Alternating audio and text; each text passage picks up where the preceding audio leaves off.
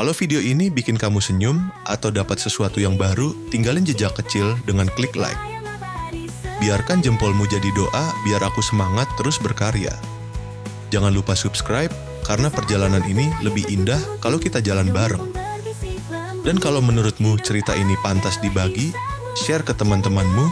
Siapa tahu mereka juga butuh cahaya kecil dari video ini. Duduk santai aja, nikmati setiap detiknya. Semoga videonya jadi teman hangat buat harimu. Kota Arvania, kota indah, jalan bersih, bangunan megah, penuh orang kaya berpakaian rapi. Orang-orang di sana terlihat bahagia dengan aktivitas masing-masing. Semua terlihat sempurna. Jordi, pemuda 24 tahun, gelandangan dengan rambut hitam acak-acakan, tubuh kurus, wajah kotor, pakaian lusuh. Jordi seorang diri, berjalan di trotoar, orang-orang kaya lewat begitu saja seakan dia tak ada. Saat itu, ada seorang pria kaya menabraknya tapi tidak menyadari keberadaan Jordi di sana. Pelayan restoran sedang menutup pintu tanpa mengetahui bahwa ada Jordi di dekatnya. Kamera CCTV yang ada di atas jalan menyorot semua kerumunan, tapi Jordi tidak terekam. Semua hal tersebut membuat Jordi kebingungan. Dia merasa seperti hantu di kota itu. Di suatu malam, lampu jalan kota temaram. Jordi duduk sendirian di trotoar di samping gedung. Ada seseorang yang mendekati Jordi. Dia bernama Nara, gadis muda, lusuh, tapi tatapannya tajam. Rambut hitam panjang kusut, wajah dingin tapi misterius. Nara menatap Jordi yang sedang duduk di trotoar secara langsung. Sesuatu yang jarang terjadi. Jordi terkejut. Kau bisa melihatku? Nara, tentu saja. Kau sama sepertiku. Kita ini orang bayangan, orang yang tak pernah dilihat. Jordi pun bingung dan terkejut mendengar penjelasan Nara itu. Dengan penuh rasa penasaran, Jordi akhirnya mengikuti Nara. Mereka berjalan bersama menyusuri lorong-lorong kota yang gelap, melewati dinding penuh coretan dan bangunan terbengkalai.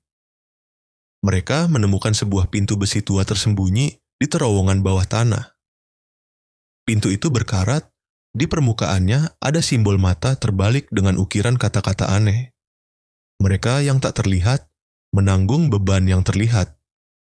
Mereka berusaha membuka pintu besi tua dengan susah payah. Tiba-tiba, pintu tersebut bersinar, mengeluarkan cahaya gelap mencekam, membuat mereka terkejut. Saat pintu terbuka, muncul sekelompok orang misterius memakai jubah hitam dan topeng berbentuk cermin. Mereka adalah Ordo Kaca. Wajah mereka tak terlihat, hanya pantulan kosong. Suasana mulai menjadi dingin, menyeramkan, suara langkah bergema. Salah satu dari mereka menjelaskan, semua gelandangan dipindahkan dari penglihatan orang kaya dengan teknologi berbasis gelombang otak. Warga kaya tidak bisa melihat kemiskinan, sehingga kota tampak sempurna. Wajah Jordi tegang, bingung, marah bercampur takut. Nara yang menatap tajam, dia berbisik ke Jordi. Jangan percaya sepenuhnya, ada kebenaran yang lebih gelap dari ini. Jordi dan Nara pun keluar dari lorong bawah tanah yang gelap di kota itu meninggal Ordo Kaca. Nara mengajak Jordi menuju pusat kota, tempat untuk menemukan rahasia dari semua ini. Suatu malam, ditemani Nara, mereka berjalan menuju gedung pusat kota yang megah. Mereka berjalan menuju gedung pusat kota, menyusup ke dalamnya lewat jalur bawah tanah. Di dalam gedung tersebut, mereka menemukan ruangan penuh layar hologram. Di sana, banyak sekali data orang-orang yang tidak Jordi ketahui. Data tersebut ternyata adalah data dari semua gelandangan yang ada di kota itu. Jordi melihat semua data tersebut. Terdapat juga data Jordi di antara data ribuan gelandangan. Tapi ada hal yang membuatnya terkejut. Ia menemukan foto di hologram dirinya yang berbeda di ruang data itu. Foto itu menunjukkan Jordi berpakaian jas mahal, duduk bersama wali kota Elmar, tampak seperti sahabat dekat. Nara menatap dan mengatakan, "Jordi, kau bukanlah korban. Kau adalah salah satu pencetus dari ini semua, termasuk Ordo Kaca." Ternyata, Jordi adalah pembuat kelompok Ordo Kaca yang mereka jumpa kemarin. Jordi memiliki ide pembentukan Ordo Kaca tersebut untuk menjaga keberhasilan rencananya dan wali kota. Dia jugalah yang merancang mesin ilusi agar membuat gelandangan di kota tak terlihat. Flashback samar muncul di benak Jordi. Dirinya berdiri bersama wali kota Elmar yang merancang mesin ilusi. Tujuannya, menciptakan kota tanpa penderitaan. Tapi caranya adalah menghapus orang miskin dari pandangan masyarakat. Ingatan pun kembali, dirinya merasa bersalah atas ide dan rancangan yang dibuatnya. Ia pun menghapus memorinya sendiri karena rasa bersalah atas idenya, dan dia memilih hidup sebagai korban, menjadi gelandangan. Setelah semua ingatan tersebut, Jordi langsung menuju ke ruang kendali mesin, mencoba menghancurkannya. Tiba-tiba Nara berubah wujud menjadi hologram. Kau masih belum mengerti, Jordi. Aku bukan korban. Aku bagian dari sistem. Aku diciptakan oleh mesin untuk menguji dirimu. Aku hanyalah wujud rasa bersalahmu yang dipersonifikasikan. Nara melanjutkan, kau bisa memilih.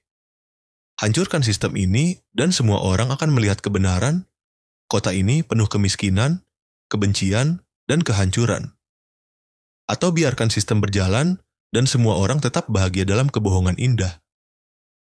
Dengan perjuangan batin yang berat, Jordi akhirnya memilih untuk menghancurkan mesin dengan menekan tombol penghancur.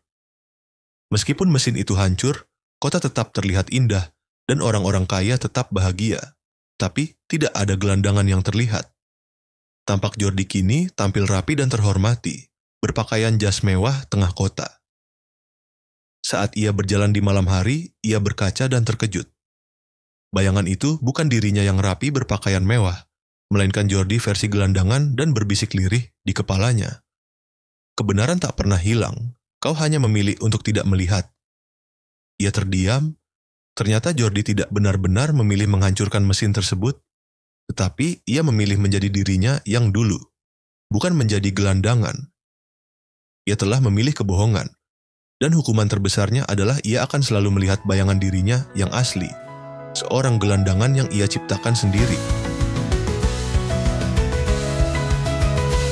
Di balik hutan gelap terbentang, ada rahasia yang menantang. Api menyala, angin berbisik, langkah kecil menuju takdir besar.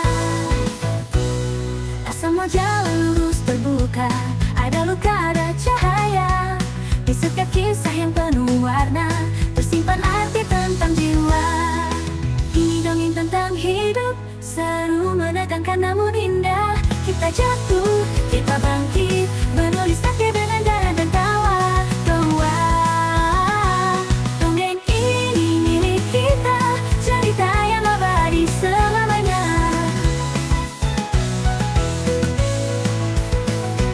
Naga terbang di langit merah, pahlawan kecil tak kenal lelah. Cinta dan mimpi jadi senjata, menembus gelap meraih cahaya. Semua jalan lurus terbuka, ada luka, ada cahaya. Di setiap kisah yang penuh warna, tersimpan arti tentang jiwa. Ini dongeng tentang hidup, seru menegangkan namun indah. Mungkinlah kita jatuh, kita bangkit, menulis takdir dengan darah dan tawa. Dongeng ini milik kita, cerita yang abadi selamanya.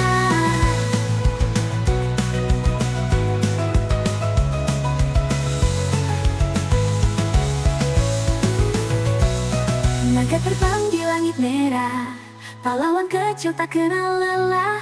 Cinta dan mimpi jadi senjata, menembus gelap meraih cahaya. Setiap rintangan mengajarkan arti